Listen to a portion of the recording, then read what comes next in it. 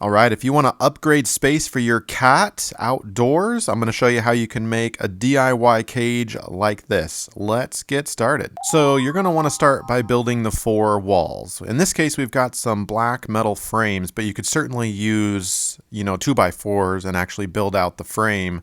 But I essentially took some zip ties here and attached those frames together and created kind of a seat for the wood lid or the ceiling part to fit on.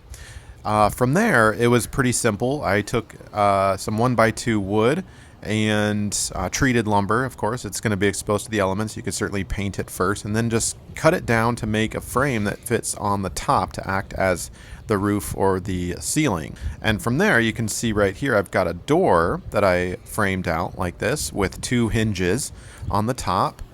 And then there's this green kind of rollout fencing that took me 3 separate strips, and I just rolled it out, put it on top.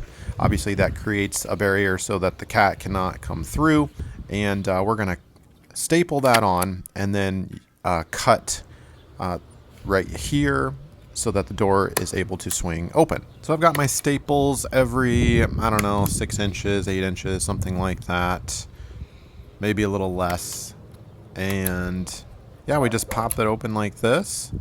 And this is super DIY. I admit it would look better if it were all wood, for example, or all metal, but I was dealing with, whatever was cheap, and this totally does the job.